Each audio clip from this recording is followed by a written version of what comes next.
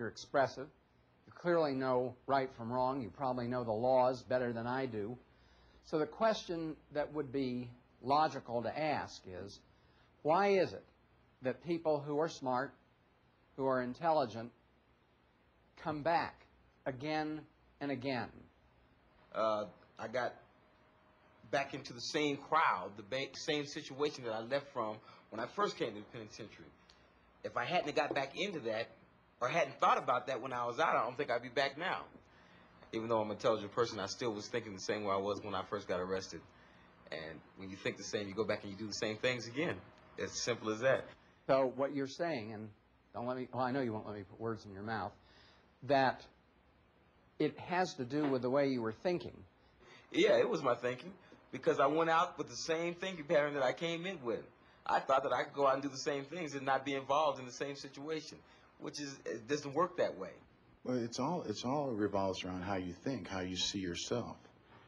Once you come to the conclusion that you can't change, that this is truly you, this is what you do, your whole purpose in life is to serve as a bad example, you will live up to those expectations. So if somebody wants to change, how do they change? Well, one very important part of change is to pay attention to your thinking, because what you do really is a result of the way that you think. There are certain mistakes that we make in our thinking, what I call errors of thinking.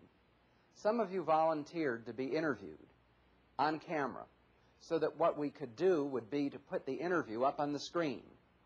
The purpose was not to put you on the hot spot, but so that you could look at the tape yourself, almost like looking in a mirror.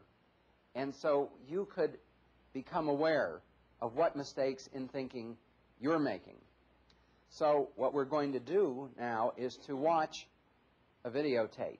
And I'd like you to look at it, and I would like you to tell me, what are the mistakes that you see in the thinking in this interview?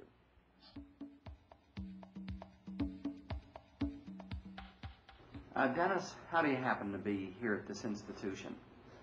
Oh, I was sentenced to the Department of Corrections for second-degree murder.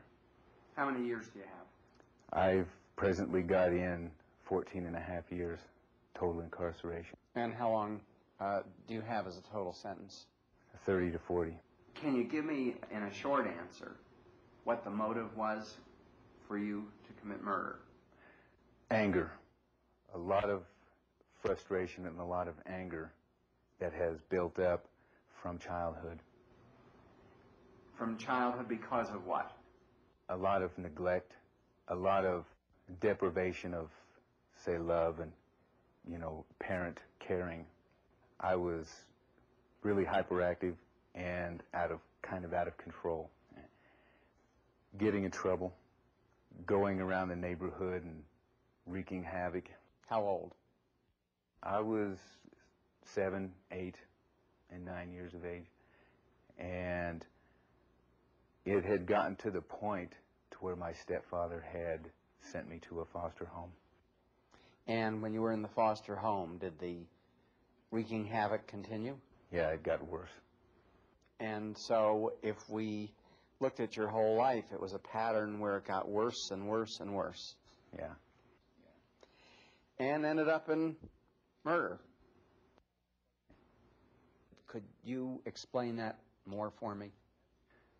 Well, as a child, when I wanted to share the affections that I had to my father or stepfather, I was turned away.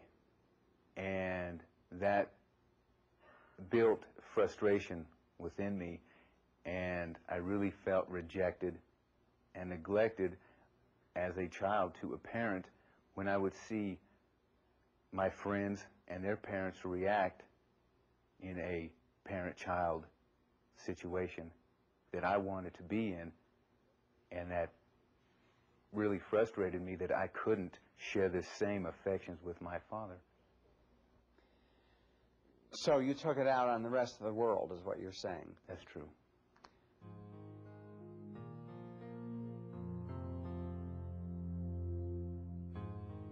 All right. let me give the person himself the first chance to look at that. And as you are watching yourself on that screen, is there anything that you have to say about any possible mistake in your thinking,